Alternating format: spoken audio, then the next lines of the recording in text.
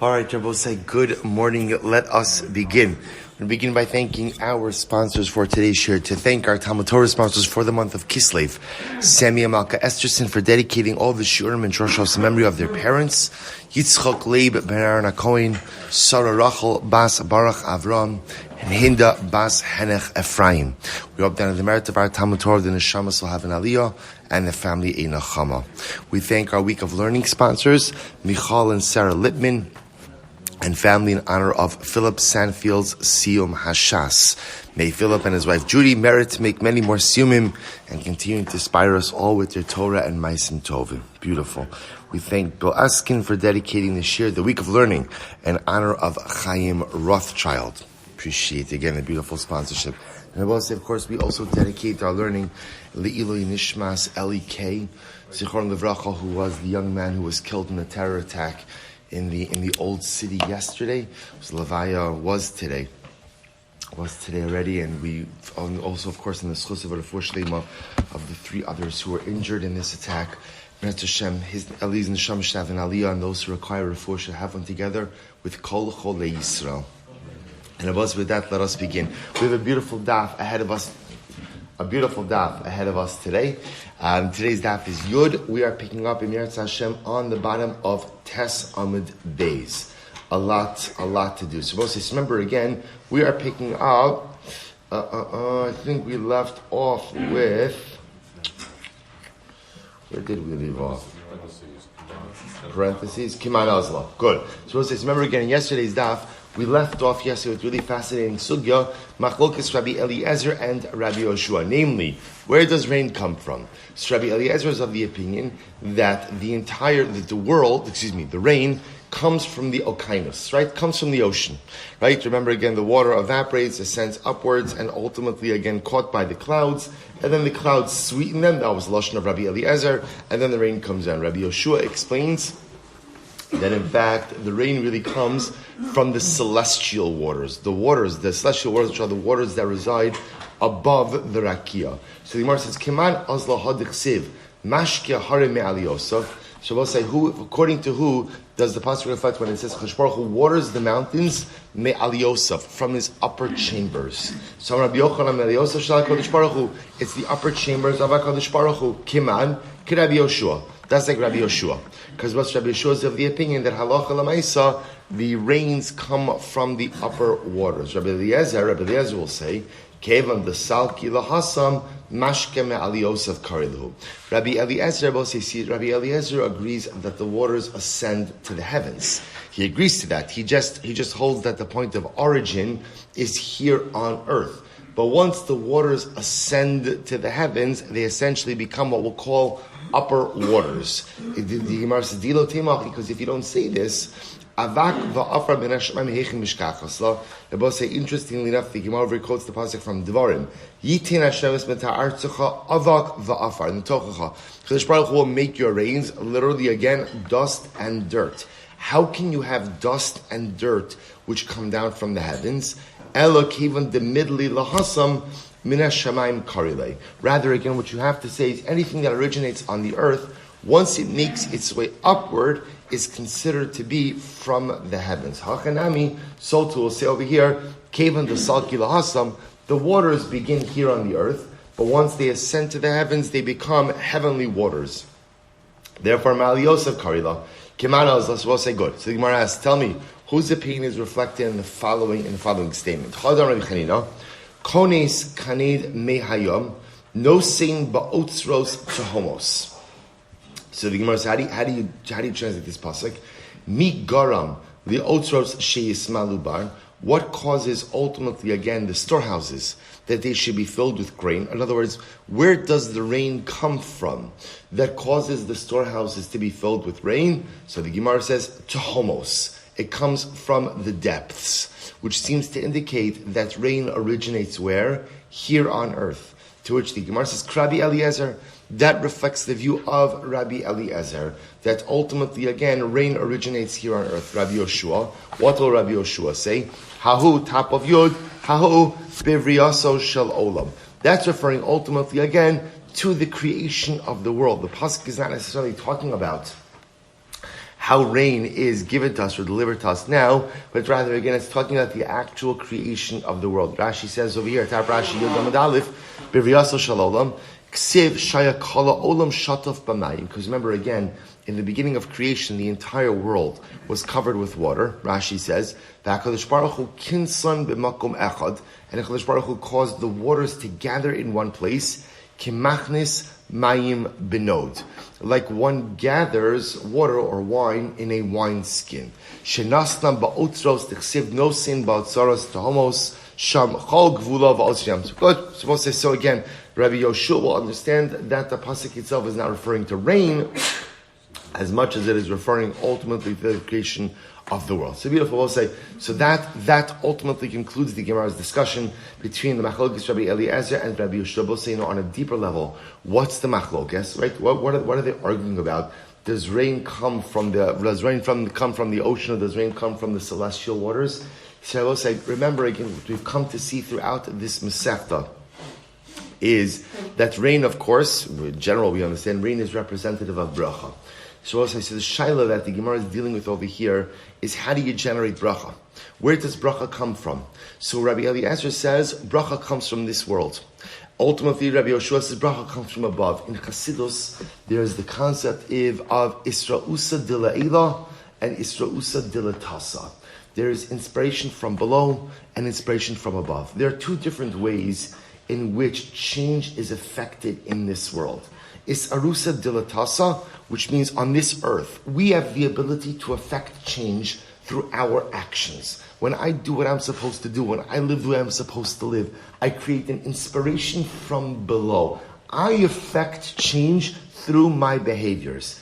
Isarusa de la'ila is this inspiration or awakening from above. That refers to times where HaKadosh Baruch Hu does things for me even if I don't deserve it. I don't deserve it. I haven't done anything to earn this divine blessing, but nevertheless, it is coming down to me. So it almost appears over here that the machlokes Rabbi Eliezer and Rabbi Yoshua is what do we attribute ultimate bracha? So Rabbi Eliezer will say the bracha we have in this world is directly related to the amount of effort we expend. Water comes, kala olam kulo mimeme okainus. Rain comes from the earth. If we do what we are supposed to do, if we put in the requisite effort, if we behave, if we engage in the way we're supposed to, that results in blessing. And Rabbi Yeshua says, not really. The way most bracha in life comes from is it's as arusa de la'ela. It comes from HaKadosh Baruch Hu. It comes from the celestial sphere. Kula olam kulo mimayim ha'elyonim hushoseh. Ultimately, again, rain really comes from above, from the Ribbono Shel Olam. So an interesting machlokes in terms of how. Now, what's the answer? The answer is yes, right? Rabbi Levi Yitzchak. This is Rabbi Levi Yitzchak's first piece in Bereshis, where he discusses this concept of Isarusa de la'ila, Isarusa de la'tasa. And the answer is, of course, life is a combination of both. There are times ultimately where we incur, or when we receive bracha as a result of our actions, and there are times when we receive bracha because HaKadosh Baruch Hu chooses to confer it upon us. These two opinions reflect these two sides of the bracha coin. Incredible. Says the Gemara, we'll say beautiful Gemara ahead of us now. Tarabanon. Eretz Yisrael nivreis tchila. Eretz Yisrael was the first land that was created. V'chala olam kulo nivra labasov. The rest of the world was created after Eretz Yisrael. So Eretz Yisrael was the first creation. Shnei Amar, because the pasuk says over here, from Mishlei ad lo asa eretz v'chutzos. So I'll say, interesting the way the Gemara Darshans it, ad lo asa eretz, until HaKadosh Baruch Hu made Eretz Yisrael v'chutzos. Then He made the lands outside of Eretz Yisrael. Similarly, Eretz Yisrael mashkos HaKadosh Baruch Hu ba'atzmo. Eretz Yisrael is sustained with rain from God Himself. V'chola olam kulo al yidei shaliach. And the rest of the world is sustained through a messenger. So we'll say, the Gemara here highlighting the beauty and the centrality and the importance of Eretz Yisrael. It's the first land created. It's the land whose rain is given to them by HaKadosh Baruch Hu. Every other land has a shaliach. This is the famous Gemara. That kol adar ba'aretz kimisha ein lo elokah. Whoever lives outside of Eretz Yisrael, it's as if he doesn't have a God. And again, the Rishonim struggled to understand, what does that mean? Right? Living outside Eretz Yisrael as if I don't have a God. There's this concept that Eretz Yisrael is sustained, and Eretz Yisrael is guarded by the Ribono Shel Olam himself. The rest of the world, each land has its own ministering angel. God kind of outsources the supervision of different lands to different angels. Eretz Yisrael doesn't have a malach. Eretz Yisrael is only the Ribono Shel Olam. So therefore the Gemara goes on. The Gemara says, Eretz Yisrael mashka osak HaKadosh Baruch Hu b'atzav good. So the Gemara shneimar hanosei matar al pnei aretz v'sholeach mayim al pnei chutzos. Literally again, Hashem places the rain al pnei aretz on the face of the land. V'sholeach mayim, and he sends water. Meaning the Gemara's understanding, sends water means what? That he vests an angel with the responsibility to oversee rainfall, ultimately again on the outside lands. Eretz Yisrael shosem geshamim. Eretz Yisrael is sustained through rainwater. V'chala olam kula mitamsis. This is beautiful. The rest of the world only benefits from the remnant, from the remaining waters. In other words, primary rainfall comes to Eretz Yisrael, and the rest of the second day we're talking about leftovers, right? And the rest of the world gets the leftovers of Eretz Yisrael. Shneimar hanosin matar al pnei haaretz. Eretz Yisrael shoset tchila. Both say first wide line Yud Amud Aleph. Eretz Yisrael shoset tchila. Eretz Yisrael ultimately again it gets sustained first. Eretz Yisrael gets its rain first. V'chava olam kulo lebasof. And the rest of the world only gets the rain afterwards. Shneimar hanosin matar al pnei haaretz. Mashallah Adam. Suppose the Gemara gives an example. Mashallah Adam shemegabel asagnina. This can be compared to a person who's making cheese. Notel as haochel umaniach as hapsolis. He eats the ochel, right? Suppose say so again when making cheese. So the ochel is the cheese. Now what's the psolas? The psolas is the whey. Now whey is significant also, right? Whey is very chashuv. So the idea over here is when he's making the cheese, he eats the ochel, leaves aside the psola. So the idea of the Gemara says, Eretz Yisrael gets the ochel, Eretz Yisrael gets the rain that it needs, and then after that, HaKadosh Baruch Hu dispenses the remainder to the rest of the world. And I both say, this is very much in line with what we saw yesterday. Remember again, we saw yesterday that there are two forms of bracha that come down from Shemayim. One is Geshem, and what's the other? Parnasa. Remember the distinction between Geshem and Parnasa? What's the distinction? Right? Geshem could be excellent. Geshem could be altered according to individual need. Right? So if I need more rain, HaKadosh Baruch Hu could alter Geshem for me. Parnasa is not altered. There is a certain volume of Parnasa that's going to come into this world. What can be altered is the allocation. So what it says, and it's very interesting over here, Parnasa comes down to Eretz Yisrael. The rest of the world, so to speak, gets the leftover Parnasa from Eretz Yisrael. It's incredible. So the Gemara says, "Umaniachas hapsolas." Amar. So the Gemara says, "Amar mamtikin hein ba'avin." So okay, so now we're jumping back for just a moment. So we just had a little Eretz Yisrael interruption, which was absolutely magnificently beautiful. The centrality of the Moshe. It's also interesting. One of the things you see from this discussion is not all things are created equal. And I will say, isn't this an incredible yisod? Because often, in society, we're often taught that, it's only fair if everything's the same, right? It's only fair if everyone wins. It's only fair if everyone gets a trophy, right? Everyone has to be the same. Everyone has to have the same. Everyone has, and the truth is, that's not the way HaKadosh Baruch Hu created the world. Just like there are different people, there are different lands, there are different roles, there's different stations, there's all different kinds of things in life. Life is not an even playing field. If I'm representing the Gullus Union, I'm saying to myself, this is a very discriminatory Gemara. Very discriminatory Gemara. What's going on over here? Eretz Yisrael gets everything and we get the leftovers? Eretz Yisrael gets the rain and we get and the answer is yes. Yes. The Ribono Shel Olam did not build the universe upon the principle of equality for one simple reason. It's silly. It's silly. Not everything in the world is equal. Equality is not the guiding light principle of the universe. What's the guiding light principle of the universe is functionality. And functionality requires different things to do different, to have different roles, and to act in different ways at different times. So you look at a Gemara like this, and Eretz Yisrael is better than everything else? And the answer is yes. The answer is yes. And such an important yesod, because so much energy is focused on placing everything and everyone on the same exact pedestal.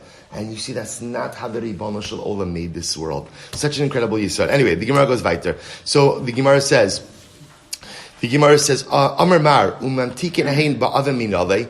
But let's say, how do we know? Remember again, the Gemara mentioned before that the rain, right, the water evaporates from the oceans, ascends into the clouds, it becomes sweetened in the clouds. So the Gemara says, where do we know that concept from? From where do we know that it comes to? Amdar Rabbi Yitzchak Bar Yosef Rabbi Yochanan Ksiv Chashchas Mayim Avei Shechakim. So Rabbi say, so Chashchas Mayim means dark clouds. Uksiv Chashras Mayim Avei Shechakim. Shabbos say it's interesting that the psukim refer to the clouds in two different ways. Remember again, the Chashchas Mayim is Tehillim, Chashras Mayim. I'm sorry, they're both Tehillim. So both say, so the idea over here is one Chashchas is dark, Chashras is a sieve. So the Gemara says, so what does this mean? Chashras Mayim Avei Shechakim, Shakol Kaf, Vishadi Aresh, Vikari Be Chashras. Right, we'll call it Chashras. So we'll say, ultimately again, if you take the Chaf and you put it together with the Reish, in other words, if you put those two words together, what you get is Chashras. Now we'll say Chashras is like Hechsher. It's like Hechsher.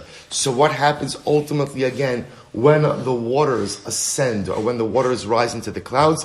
Chashras, there's a Hechsher, right? Ultimately again they are sweetened. The waters are salty, they come up from the oceans, then they come to the clouds and they are sweetened. Rabbi Yeshua, Bahani Kraim Maidar Shibu, what does Rabbi Yeshua do with these?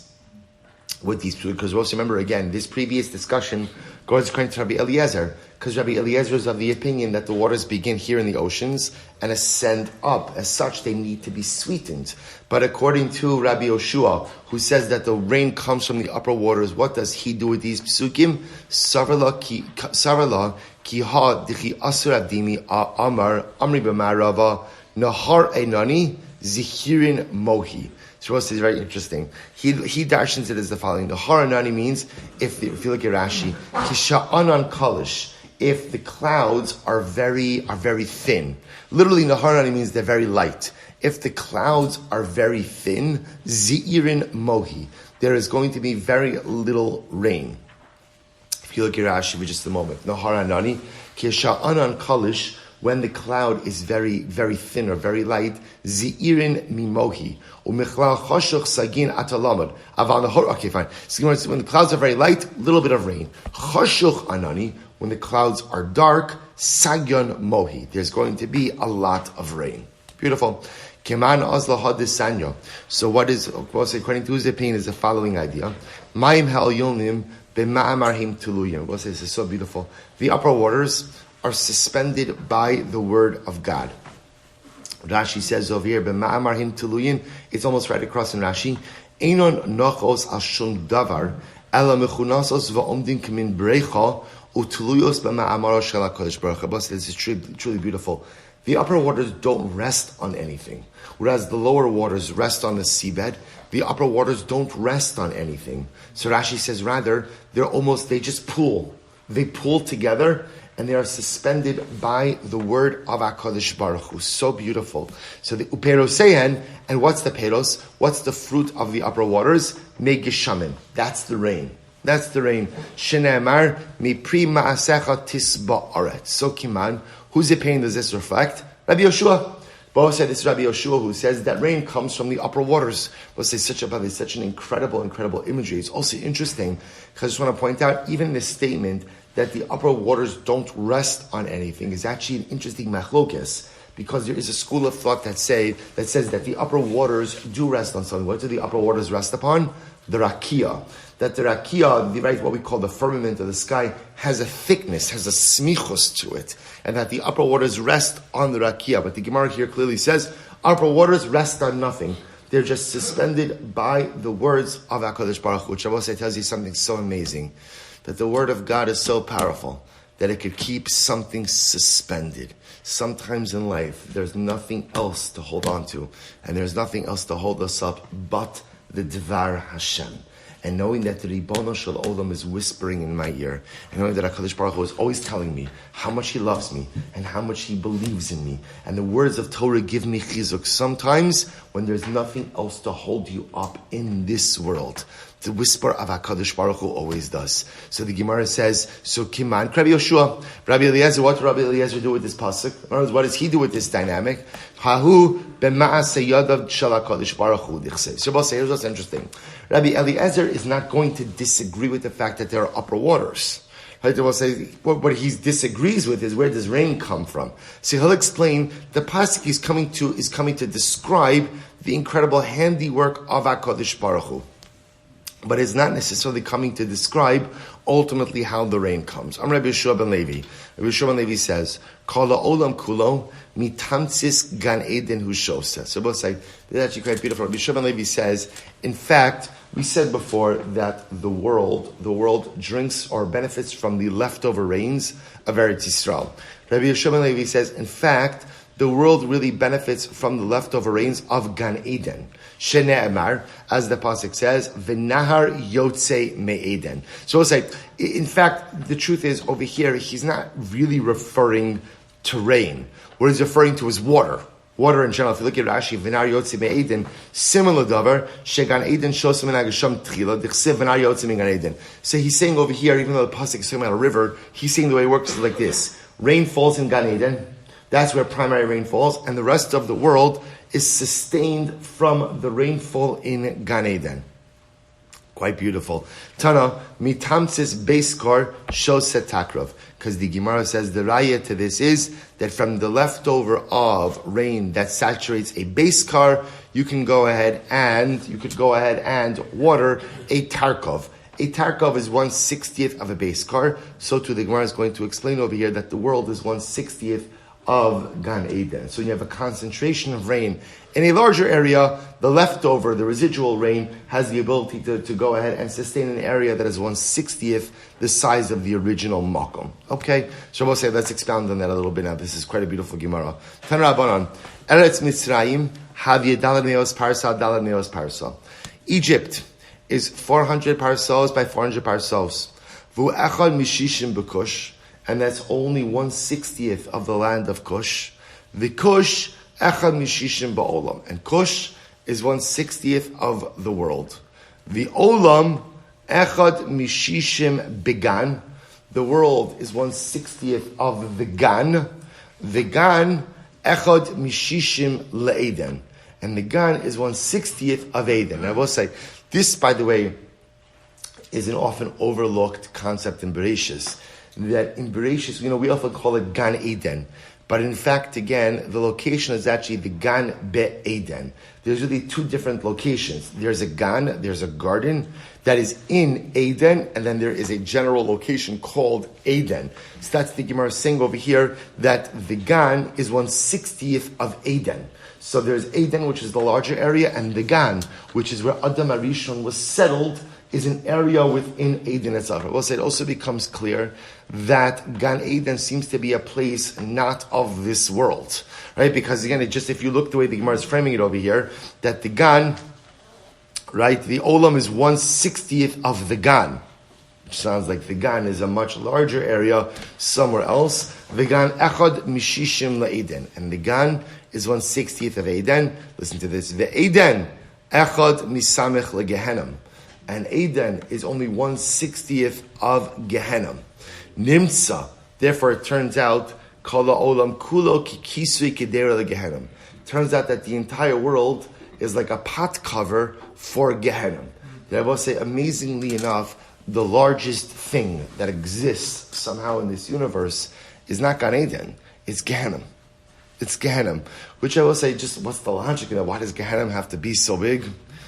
All right, we kind of know why Gehenna has to be so big, right? Let's say, just to understand, because remember, what Gehenna also represents is, the Gemara says elsewhere that that everyone, except for Tzadikim Gemurim, does some type of stint in Gehenna, just as a purging process. So ultimately, again, because the kapara of Gehenna is necessary for everyone, seems to attest to the large size of it. Pretty incredible. So the Gemara says, Yeshom, others say, Gehenna ein lashir.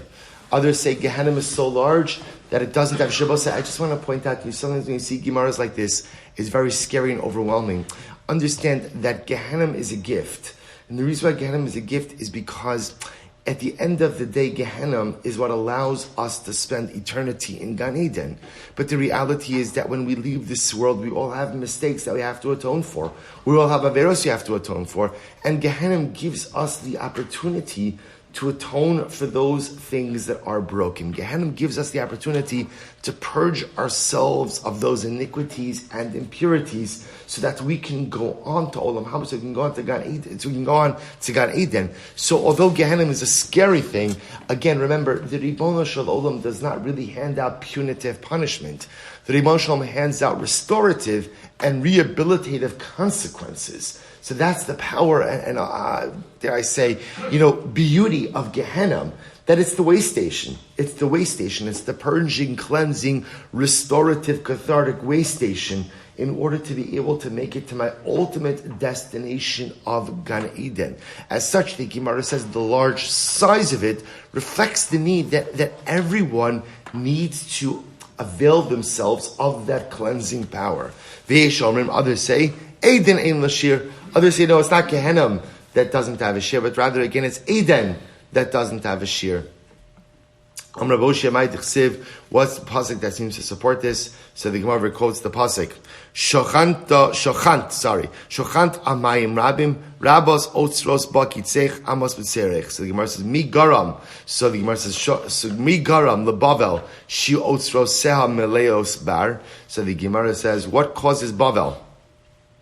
What causes Bavel? Ultimately, again, that its storehouses should be filled with produce. Have Omer mipnei sheshochenes amayim rabim, because Bavel itself rests upon great waters. So we'll say the idea over here being Bavel in general had moist soil, had wet soil. So Bavel had very saturated soil. So because of that, they had bountiful produce. Amarav Atira Bavel dechatzta below Mitra. Let's say if you take a look at Rashi, Atira Bavel is very rich. Why is Bavel very rich? Dechatzta below Mitra. Ultimately, again, because they're able to harvest wheat without rain.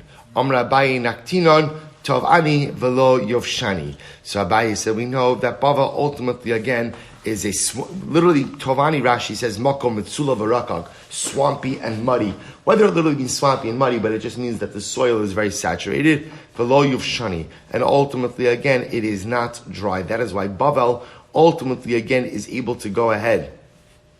Bavel is able to go ahead and produce such wheat. Good. So we'll say that concludes this section. We'll say now we're going to do a little bit of fascinating halacha, and then back in Mirat Hashem to some beautiful agarato and halacha as well. Says the Mishnah, we'll say, so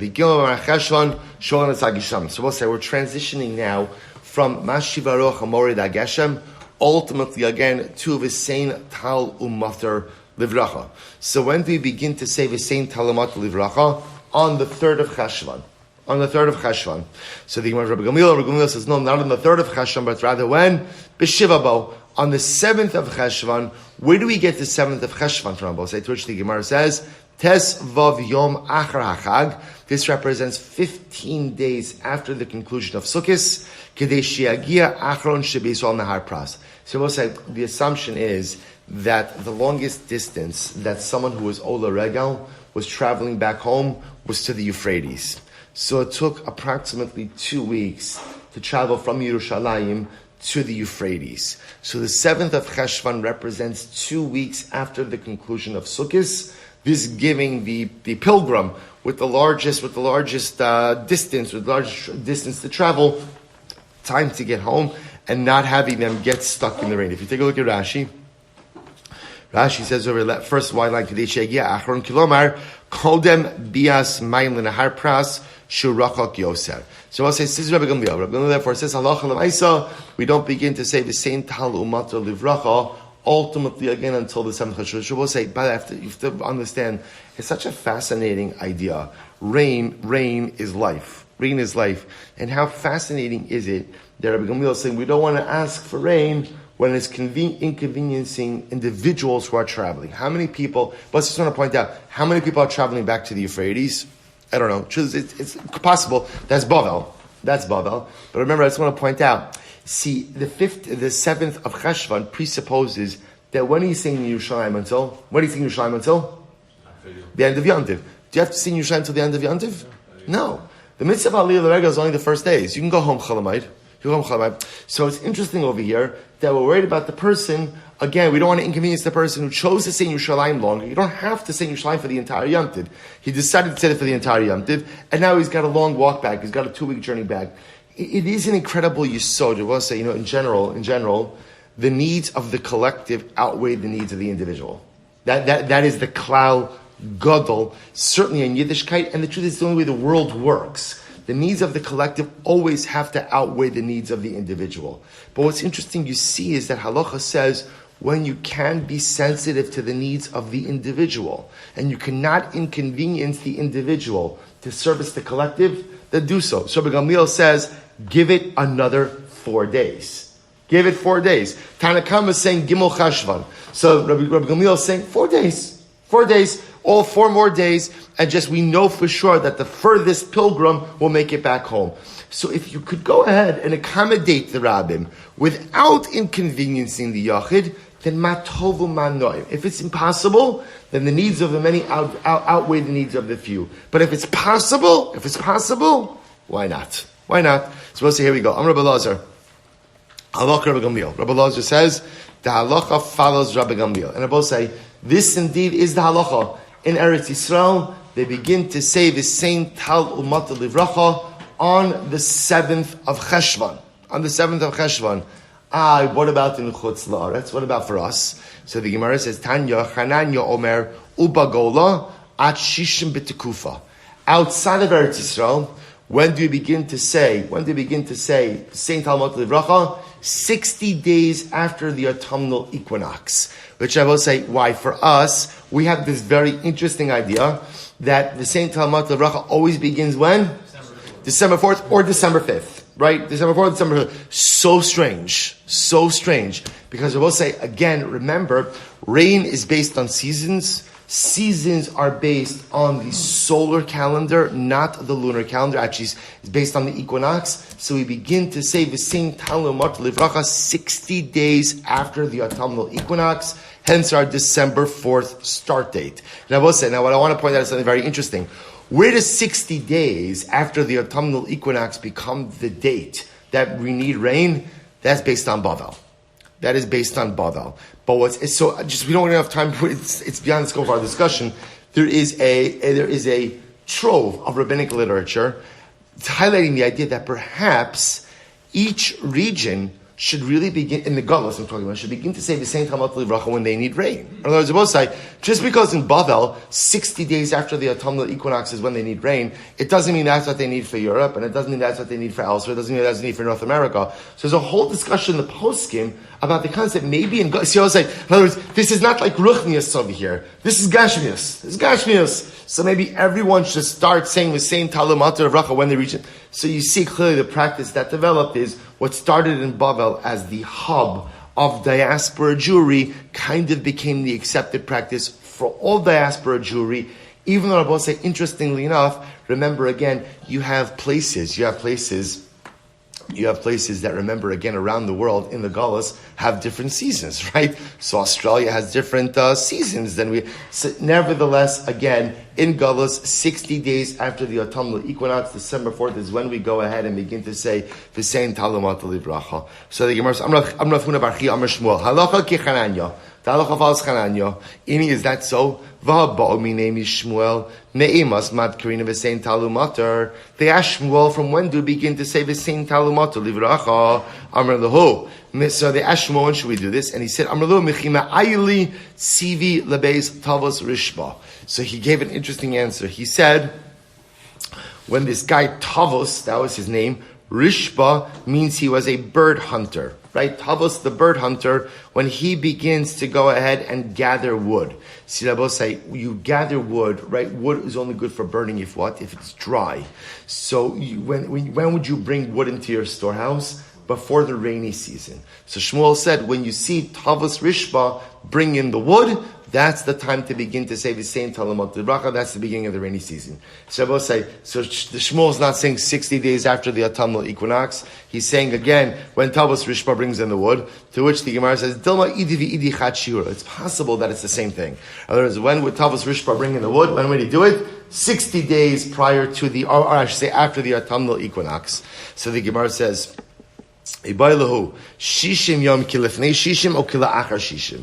Both say, what about the 60th day itself? Is the 60th day like earlier and therefore no same TALMUD Bracha, or is it like later and therefore we say the same TALMUD Bracha on day number 60 itself? Rav Amar yom shishim kila achar shishim. Rav says the 60th day is like post 60 and therefore you say the same TALMUD Bracha. Ushmuel Amar Shmuel says yom shishim kilifnei shishim. Ultimately, again, the 60th day is like before the 60. You don't say the same TALMUD Bracha. Amar Yitzchak v'simanach Eloi bo maya tisai lo ba maya. He said, right, remember this is, the upper ones require water and the lower ones do not. In other words, water flows downwards. Right? So anything that has a high elevation requires water, i.e. the 60th is put forward. Right? He's saying TALMUD Bracha, the lower ones do not. Amra Papa, the halacha is hilchasa, yom shishim kila achar shishim. Rabbi said we pass, and this indeed is the halacha, that the 60th day is treated like post 60, and therefore halacha l'maisa we actually begin to say the same TALMUD Bracha on day number 60 itself. So Rabbi says, so therefore again, a beautiful pocket of halacha l'maisa over Eretz Yisrael begins to say the same TALMUD Bracha on the 7th of Cheshvan. Golus begins to say it 60 days after the autumnal equinox, beginning on day 60 itself. Says the Mishnah. So now, interestingly enough, we begin to get into the halachos regarding the fast days. Now that we've spent all of this time focusing on the power of rain, and when we begin to ask for rain, now we begin to deal with the very dramatic and potentially traumatic issue of what happens if it doesn't rain. So says the Mishnah, so we'll say, so now we're 10 days into the rainy season, because we're assuming the rainy season starts as of, right, 7th of Cheshvan. Even though you begin to say it really starts earlier, but I'll call it the official beginning of the season is when we begin to say the same TALMUD Bracha, 7th of Cheshvan. 10 days go by. 17th of Cheshvan, no rain yet. What's the halacha? Hischilu hayechidim misanin gimel ta'anios. So the individuals begin to fast 3 fasts. Now, both say, again, I'll just mention it by the way, this is the power, hopefully, of those of you who are doing Mishnah Yomi, right? It's so incredible to come to a Daf Gemara and having seen the Mishnah. And those of you who are not yet doing Mishnah Yomi, we just finished Maseches Taanis. Today, we begin Maseches Megillah. So if you're not doing it yet, it is a great time to jump in, a really great time to jump in. Fantastic time to jump in. It's almost too much fun to be called Torah. Let's say, and again, there happen to be still a couple of Mishnayos left as well. Join the WhatsApp group. It's literally 7 minutes. You can listen to it on your way to work if you can't see it inside. Incredible. Okay, so let's say the Gemara, the Mishnah says as follows: so now 17th of Cheshvan comes, did not yet start to rain. Individuals. Now we'll see who these individuals are. So we're going to see when it comes to rain, the first 3 fast days were not communal fast days. They were not observed by the community. They were observed by individuals. So we'll discuss who those individuals are. We'll discuss who they are. So the Gemara says, Ochlin v'shosim v'shechashecha. Now, interesting enough, you could eat and drink the night before. See, I will say, remember again, we run into this issue in general on fast days. That really it makes sense. When should a fast day really start? When should a fast day start? The night before, at the beginning of the calendrical date. But again, these fast days, which are of less severity, did not begin at night. They began at dawn. So therefore, again, halacha l'maisa, the night before you could eat and drink. Malacha, on the day, the fast day itself, you could do malacha, right? Work, rechitza, washing, sicha, anointing, nilas, sandal, wearing shoes, tashmish, shamita, physical intimacy. So you begin to see that these fast days, on the fast day itself, between dawn and nightfall, you can't eat, you can't drink, but everything else is permitted. Higir Rosh Chodesh Kislev lo yardu gishamim. What happens if Rosh Chodesh Kislev comes? So Rabbi says now another 13 days, have at least 13 days have passed. Now it's Rosh Chodesh Kislev and still no rain. At this point in time, now the Beis Din institutes communal fast days. Beis Din goes in Shalosh Tanios al Tzibor. At this point in time, Beis Din institutes communal fast days. 3 fast days. Ochlin v'shos mishech hashecha. Once again, I will say in this first unit of 3. So remember again, this is actually fast days 4, 5, and 6. But 1, 2, and 3 were only observed by individuals. 4, 5, and 6 are the first time that we have communal fast days. Now, these communal fast days, once again, you're allowed to eat and drink the night before. And we're talking about malacha, barachitza, b'sicham, nilas, asan, tasha. And again, for this first three of communal fast days, which again, in our spectrum, in our criteria, are 4, 5, and 6, also these are more lenient, and therefore during the days you can't eat and drink, but you could work, you could wear shoes, you could bathe, physical intimacy is permitted. Good. So let's analyze this a little bit. Says the Gemara, Man Yechidim. Who are these individuals who are fasting the first 3 fast days? Amar Ravuna, Rabbanan. These are the Rabbanim. Right? Tamidi Chachamim. Vam Rabbi Yehuda. Vam Ravuna, sorry. Yechidim misanin shalosh tanios. So we'll say, this is what, so the Gemara is identifying over here that who are the Yechidim? These are the Rabbanim. Tamidi Chachamim. So Torah scholars, the Rabbanim leaders, these are the ones who are fasting on these first 3. So the Gemara now explains the mechanics of the fast days. Misana Shosh Tanios, Sheni v'Chamishi v'Sheni. And I will say these are what we call Bahab fast days. Monday, Thursday, Monday. That's the unit of 3. So the Gemara says, okay, my Kamash Malon, what's the Chiddush over here? Tanina, we learned this. Ein gozrin Taanis ala tzibur b'tchila v'chamishi shelo lahafkias hasha'arim. So I'll say this is incredible. We learned this elsewhere. In general, we never start a series of fast days, communal fast days on a Thursday. Why not? Because what happens if you start communal fast days on a Thursday? You drive up prices artificially. Because we'll say what happens on a Thursday. If people are fasting on a Thursday, that means when they go to the market on Thursday, they're buying food to break their fast on Thursday night, and they're also buying food for Shabbos. When the merchants see this rush, the merchants either think maybe people are hoarding, right? Maybe there's an impending famine, or they just see the opportunity to price gouge, right? Either way, what it does is it artificially causes prices to rise artificially. Therefore, we do not decree public fast days on a Thursday. Now, the good thing is if you started on a Monday, even though we're still fasting on a Thursday, a Bahab Monday, Thursday, Monday, when the merchants see people buying a lot of food, by that point in time, people already know about this series of communal fast days, and therefore the hope is that there won't be price gouging. So the Gemara says as follows. So the Gemara says, Tanina, and goes on Taanis al Tzibur v'chamishi ishlav kies sham. Ella, shalosh Taanis harishon sheni v'chamishi v'sheni. Ma'od temoju have said, Hani mili tzibur. Aval yochilo. So you will say, I might have thought, when do you not start a series of fast days on a Thursday? That's only for communal fast days. But I would have thought that for these first 3, where you only have individuals fasting, you don't have a community fasting, maybe you could even also start them on a Thursday. Kamash Malon, no. The Rabbi will say, whenever we institute fast days, we're never starting institutional fast days on a Thursday. We always start them on a Monday to be cognizant of the impact of fast days on pricing. That supports this. When the individuals begin fasting, misanin sheni v'chamishi v'sheni. There are 3 fast days are comprised of a Monday, a Thursday, and a Monday. Umafsikin. They're both saying, interestingly enough, umafsikin. However, both we're going to discuss now. What if during their bahab, this is for the Yechidim, right? During their fast days, some other event occurs. For example, mafsikim Rosh Chodeshim. We'll say, let's say in the midst of their fast days, Rosh Chodesh comes. So you're not allowed to fast on Rosh Chodesh. So they would stop their fast days for Rosh Chodesh on the days. Taanis. We'll say back to our Rosh Hashanah days, right? We spoke extensively about Megillas Taanis. Megillas Taanis, remember, is the scroll, Second Temple era, that contained a list of all days in which we'll call it, quote unquote, I hate to use this word, but I'll use this word, minor miracles. There's no such thing as a minor miracle, right? It's a day on which less publicized miracles occurred, and therefore one was not permitted to eulogize and to fast on these days. So if it happens to be that Rosh Chodesh, or one of the days of Megillas Taanis fell out during these Bahab days, we would not observe a fast on that day. So we'll say, so now what we're focusing on is as follows.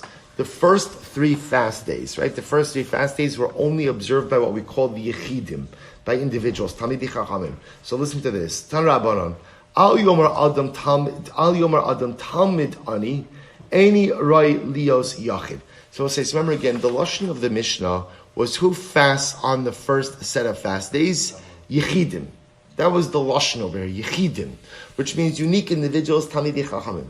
So the Gemara now says a person should not say, you know what, I'm only a Talmud, right? I'm only just a simple Jew, right? I'm a student. I am not roi to be a Yachid. I'm not roi to be, a unique singular individual. Ella, kol Talmidei Chachamim Yechidim. Rather, I will say every Talmud Chacham is included in the category of Yechidim, of singularly unique individuals, who would therefore be obligated to fast on the first set of 3 fast days. Eizu Yachid, Veizu Talmud. The Gemara says, by the way, because it's interesting, what's the difference between a Yachid and a Talmud, right? Because remember, again, the Mishnah could have said, Talmidei Chachamim fast on the first 3 days, but instead it doesn't say it. It says Yechidim. So the Gemara says, what's the difference between a Yachid and a Talmud? So the Gemara says, listen to this. Yachid kol sharoi linosa parnes ala tzibor. A Yachid is someone who's fit for a leadership position. Talmud kol shesholen also dvar halacha b'limuda va'omer va'afilu mesechta dekala. So I will say Talmud is someone who knows his stuff. You could ask him a question in something that he's learning, and he could answer. Even if what he's learning is Meseches Kala. I will say Meseches Kala is the Mesechta about Sheva Brachas. It's not of the hardest Mesechtas, right? So the idea over here is even if what he's learning is Mesechtas, he's learning an easy matter, but he knows it.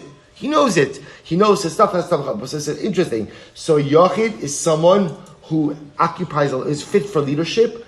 A Talmud is someone who has knowledge. So it's very interesting. So therefore, again, it's interesting that who fasts on the first of the 3 fast days is interesting. So the Gemara Mishnah, who fasts? Leadership fasts, right? It's the communal leaders who fast. Now, what the Gemara is adding on over here is that a person who's a Talmud Chacham should not think that he's not capable of becoming a Yachid, right? Every Talmud Chacham could become a Yachid. So what the Gemara seems to be saying over here is that Talmidei Chachamim would fast along with the communal leaders for these first set of 3 fast days. So the Gemara says, the Gemara goes weiter. Ten Rabbanon, lo kol harotze lasos atzmo yachid oseh. Talmud oseh. We will say not any person who wants to make himself a yachid, a leader, should make himself a leader. But any person who wants to become a Talmud Chacham could become a Talmud Chacham. Now, what does this mean? Rashi says, lo kol harotze lasos atzmo yachid le'inyan Taanis. So the Gemara says, right now we're talking about fasting. Not everybody who wants to take upon himself to fast with the Yechidim, with community leadership, should do so. But ultimately, again, whoever wants to kind of categorize himself or treat himself like a Talmud Chacham could do so. We'll see what that means. Divrei Meir. Rabbi Yossi already know. Oseh v'zachar l'tov. Not true. Whoever wants to fast along with the Yechidim absolutely can fast with the Yechidim. V'zachar l'tov, and he's remembered for good. Lefi she'in shevach hulo, elatzar hulo. You want to fast? Go fast, right? You want to fast along with communal leadership? Of course you can fast. Now, we'll say, the idea the Gemara is highlighting over is as follows. What a person has to be careful about is taking on the external trappings of Talmidei Chachamim or community leaders. We'll say, the Gemara is reflecting a norm. Talmidei Chachamim dressed, they had a different mode of dress. Community leadership had a different mode of dress. So for a person to adopt, just to on their own adopt that mode of dress, that might have an element of gaiva. That might have an element of arrogance. But to, let's say, want to fast along with the Yechidim. If a person wants to join into that fast, there's no gaiva associated with that. In fact, the Gemara says it's only tzar, it's only difficulty. So if you want to take that upon yourself, absolutely one is permitted to do so. Tanya Idach, another brayso that supports this idea. Lo kol harotza lasos atzmo yochid oseh. Not every person who wants to make himself a yachid, right, is permitted to do so. Yachid means a community leader could do so. So Talmud oseh. Ultimately, again, wants to make himself a Talmud. That you understand the profundity in that statement. We'll say to make yourself into a yachid, which means to make yourself into the kind of person who says, my opinion is always correct. I'm a yachid, right? Whatever I say is correct. Don't do that. Don't do that. It's an unwise thing to do because often in life we're not correct. But whoever wants to make themselves into a Talmud, right? What does a Talmud do? A Talmud is someone who's willing to learn from others. That's a good thing. That's a good thing. To make yourself into a yachid and to assume you always have the answers. I always have the answers. I always know what to do. Bad idea. To make yourself into a Talmud, wonderful idea. Rabbi Shimon ben Gamliel Omer, when is this so? B'davar shel shevach. This is only true about with something that's like praiseworthy. In other words, just not praiseworthy. Something that people do for praise. So for example, like I said before, adopting the dress of a yachid. Right, adopting the dress of a leader or adopting the dress of a Talmud Chacham, that's problematic. But if you want to take upon yourself something of tsar, like fasting, that you're allowed to do. So we'll say really just an incredible yesod over here. So first of all, for our purposes, what this effectively means is that whoever wants to join with the Yechidim in the observance of the first 3 fast days, apparently has the right to do so. You want to adopt that upon yourself? You absolutely has the right to do so. It goes back to what we said before, right? It goes back to what we said before, that the world was not created with the principle of equality. Different people have different roles. So the Yachid is the Yachid, and the Talmud Chacham is the Talmud Chacham, and the regular person is the regular person. No one more important, less important, different roles, different responsibilities. And what is the Gemara saying? We'll say, the highlight sometimes, it's always this interesting idea of, on one hand, I have to push myself to become the best version of myself, but I also have to know who I am, what I am and what I'm not. And sometimes we do ourselves a disservice when we try to cast ourselves as something that we're really not, because it prevents me from actualizing who I really am. So the Gemara says, if you're not a yachid, don't act like a yachid.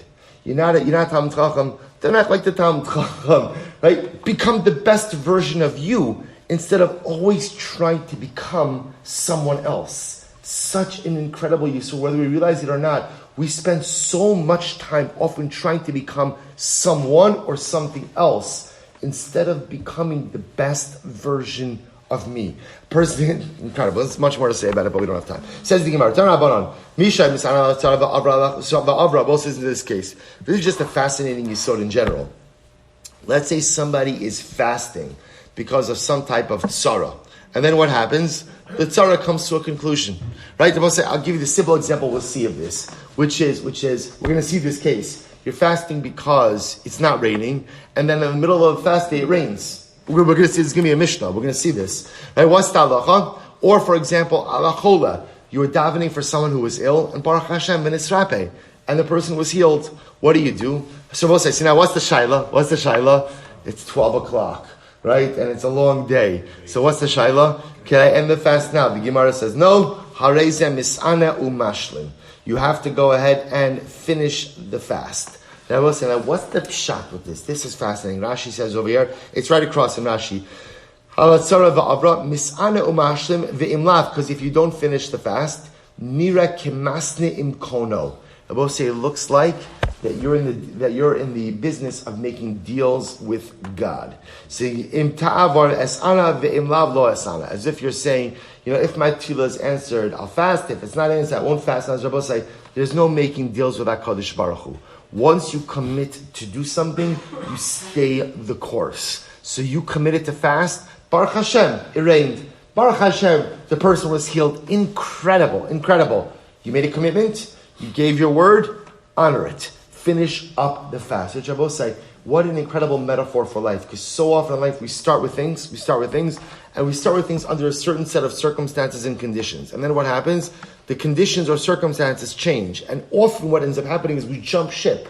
We jump ship on our life initiatives and endeavors. We just stop trying. We're just ready to throw in the towel. So the Gemara says, you started because there was no rain. You started because there was a cholah. Something changed. Finish it up. Whatever you start, finish. Whatever you committed to do, honor your word, even if the circumstances have changed. Because we'll say, the great secret, or not so secret of life is, circumstances always change. Right? Nothing ever remains the same from the beginning of a particular initiative until the end. But the goal in life is, be a man of your word, keep to your commitments, get to the finish line. So the Gemara goes weiter. Another interesting halacha.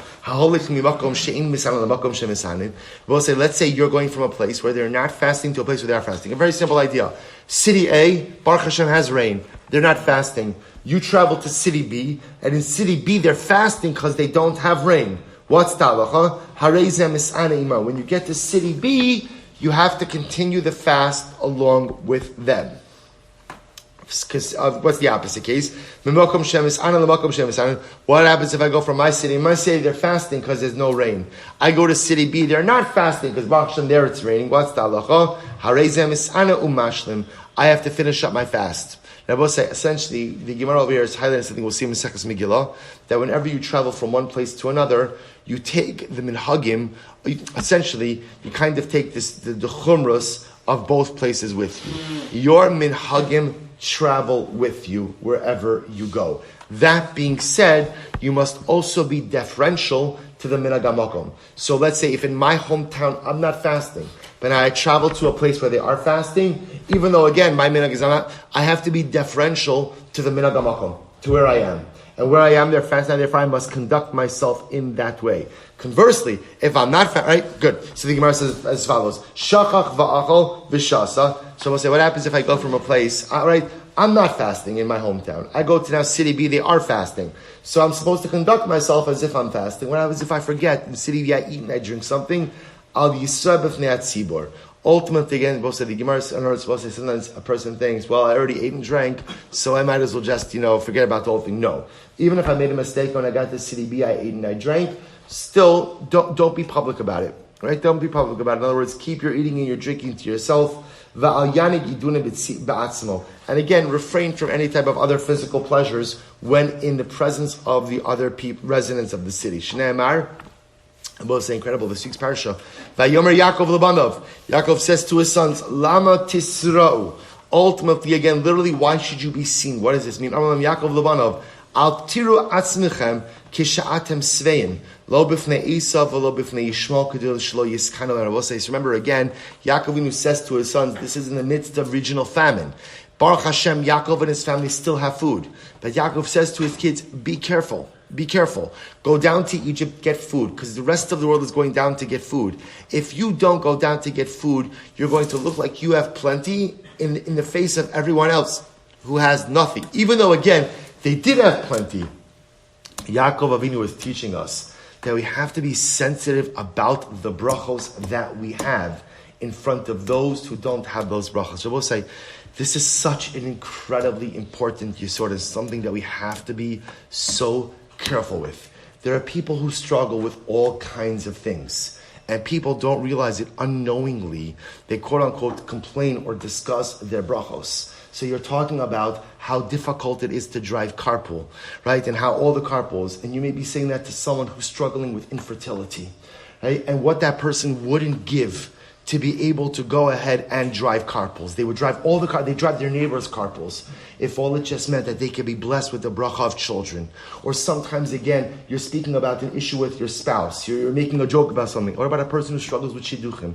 There are so many people who have not been zoche yet to be able to find their ezer kenegdo, to be able to find who they want. And it's with everything. You have to be so careful in life about speaking about your brachas and how you speak about your brachas. Because often in life, the things that we may take for granted, someone else is yearning and pining for in such a big way. And again, if I wear my brachas on my sleeve and I just talk about my brachas like they're nothing, if my brachas cause pain to another Jew, it causes HaKadosh Baruch Hu to question why I have those brachos all together. So Yaakov Avinu says to his sons, the world is in famine.